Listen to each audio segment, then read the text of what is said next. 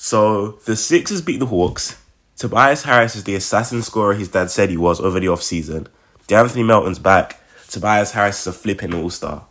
Okay, I'm overreacting, but on a real, it's good that we're back in rhythm, back in groove, and it was a good win.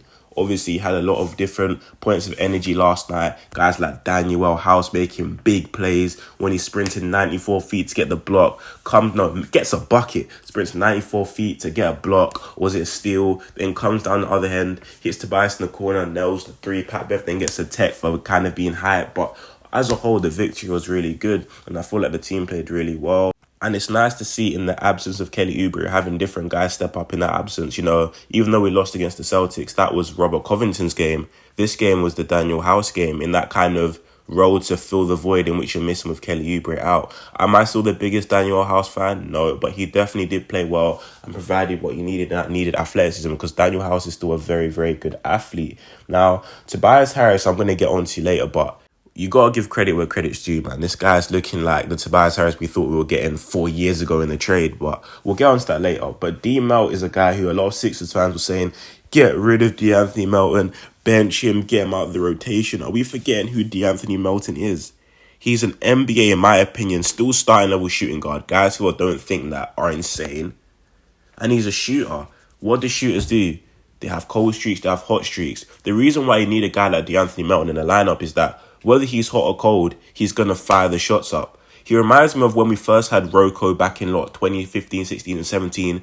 Rocco will be firing up them threes. Obviously, he's a bit different now because his role's changed, a bit older. But back in the day, if Rocco had a bit of space, he's popping that shit. And that's what DeAnthony Melton's doing right now. And at the end of the day, it might hurt you when he's not hitting, but it also might be so beneficial because when he catches fire, it's really hard to contain D. Melt because he has such a quick trigger and he doesn't hesitate on his threes. He just pulls them. But he's starting to get into his groove, and it's always nice to see when you have a pure catch and shoot guy like DeAnthony Melton who can also have some self-creation, who's just so trigger happy. You know, had a big night against the Pacers. There's some solid outings against the Celtics, now the Hawks. And to think about it, yeah, DeAnthony Melton started off the season so bad, and he's already shooting 42% on around 5.5 threes a game. You can't ask for any better. And one thing DeAnthony Melton always gives is maximum effort. You know what you're getting from him on the defensive end. His hustle was second to none. And one thing guys got to remember, obviously we lost James Harden. The offense is a bit more free-flowing. So Joel's assist numbers are going up closer to 6.5. Tyrese are close to 7. DeAnthony Melton's are also up to 4 as well. So it's not like DeAnthony Melton's just doing nothing. And yes, a lot of his assists might come from swinging the rock around the perimeter, but he's still getting the assists. Like, at the end of the day, he's been a secondary or tertiary ball handler at times. He's looked all right. So I've seen growth in DeAnthony Melton's game, and I'm happy with the way he's looked so far. So again, you're going to kick a man when he's down. You also got to give him props when he's playing well. And again, DeAnthony Melton's a shooter. He's going to have another hot streak, another cold streak. I don't know what you guys expect. Like, NBA shooters are like this all the time. The only thing about DeAnthony Melton is that when his shot's not hitting, he's still being a good defender, grabbing rebounds and just being the guy you need as like a perimeter defender in this league. So I don't really understand the DeAnthony Melton hate. He's such a solid role player that we're lucky to have on this team that a lot of teams will be lucky to damn have. Going on to Tobias Harris. I don't even know where to start because Tobias is a guy who's always been a bit with his fan base. And I would say one thing Tobias Harris has improved on is his defense throughout the years. But offensively, he's starting to be the guy we know he can be. Tobias is a guy who's giving you 20 a night on 60% shooting. 60. Basically 60%. Because a lot of his buckets are not coming out of rhythm. They're not coming off like a Doc Rivers forcing Tobias Harris to get into a post-up after he's 0 for 4. Nah. Toby's shots are coming, if he's in rhythm, we're feeding the hot hand, he's getting it down low, he's doing his post-ups, but they're more efficient. There was one he had, I forgot who was guarding him. It might have been Okongwu or Jalen Johnson, I'm not sure. Tobias went baseline left, got him in the post, cheeky up and under, leading to Jalen Johnson and one. That kind of just skilled level of scoring Tobias gives you. Nice fundamental basketball is exactly what you need. Like, Tobias isn't going to be a guy who's going to give you a loud 30 or a loud 40. He's going to give you a quiet 29, 12 of 20 efficient shooting. And like I said, I couldn't have asked for anything better. I don't really like to say anyone's an option on this team because the way Nick Nurse runs, like, anyone can do anything. Anyone can have 20, anyone can have 25. Obviously, you got Joel and Max is the two big dogs. But if you want to call Tobias the third option for argument's sake, you can't find any better in the league. If you're looking at third options and you had to tell a team in the league, oh, we'll give you a third option. You can give you 20 points, 7 rebounds and 2 assists on 60-40 shooting. Like, you're going to say, of course. Like, we'll talk about the contract all the time, and I understand it's a contract year for Tobias, but he's a guy who means a lot to this team.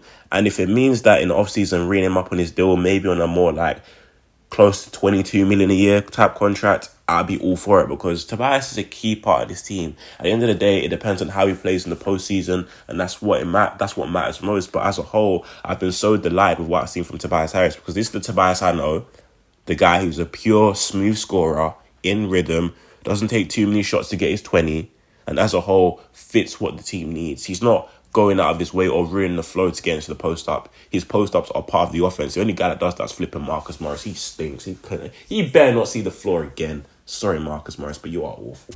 But in all due respect, obviously Morris was a good player in his day, but now I don't see the floor in it. Just stay on the bench. But yeah, I don't really like talking too much about Joel and Tyrese, because you know what you're going to get from them. But I'm going to touch them in a bit. But Jaden Springer, another guy who's provided a great sense of energy. And I like the way, he came into the games early in the season when Nick Nurse was giving him run. He looked a bit nervous, so he sat for a couple of games, wasn't getting too much run. But then when he came in, was it in the Celtics game, he looked like a nice burst of energy. So he got extended run today, 22 minutes, very productive defensively. Offensively, he's still a bit raw, but this guy is coming in the game, active in the passing lane, blocking shots. Like, bro, the guy's a 6'4" guard. Obviously, he had that terrible call where they called offensive basket interference, which was terrible. But Jaden Springer is providing you that energy. Him and Pat Bev, they're different players, but in the sense of what you get energy and defensive-wise, you can't ask for anything better. And I like the way Nick Nurse is open to giving guys a run depending on how they're playing. When Korkmaz looked like he had something left, he got his run. When we realised Korkmaz is just terrible, which he always has been, he's back to not getting minutes. Daniel House, with Kelly Oubre being out, getting those minutes, and he's earning them, so he's keeping them. Jaden Springer as well. So Nick Nurse is not afraid to give guys opportunities, but at the same time, when they're playing bad, you're not going to just ride it out with them the entire time. You're going to yank them and give another guy an opportunity, and that's how an NBA rotation should work. Guys battling it out for their roles and earning their minutes. But to quickly touch on Tyrese, I feel like Tyrese is still a great player, but you're seeing a lot now. Teams after the 50 ball and overall the way he's been playing this season are playing more physical with Tyrese. I feel like the way he drives to the basket, he's very aggressive at times, full head of steam.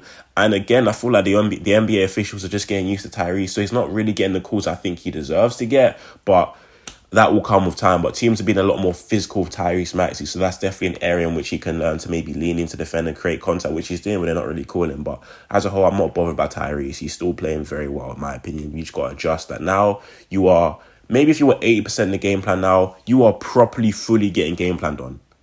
So he needs to adjust to that, and that will come with time. We know what Joel is. I'm not even going to talk about Joel. He's just a flipping dominant beast. But yeah, also, before I end this video, Trae Young is a fraud, because NBA fans like to attack Joel Embiid for free throws.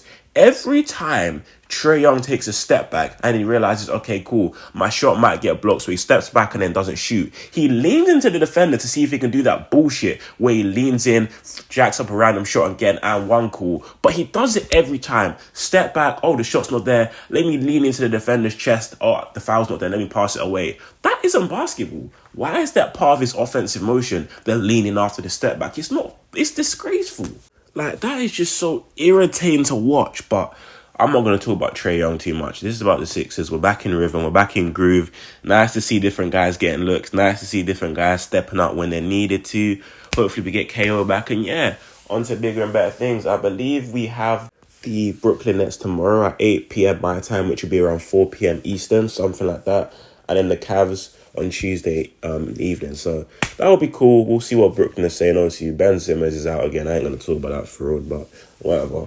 But thank you guys so much for listening to this video. Obviously, covering the Sixers a bit more is what I love to do. So make sure to spam up that like button. Leave comments in the comment section down below what you think about this team, what you think about my content, what you want to see next, all that stuff there. But thank you guys so much for listening. Stay blessed, my people, and I'm out. Peace.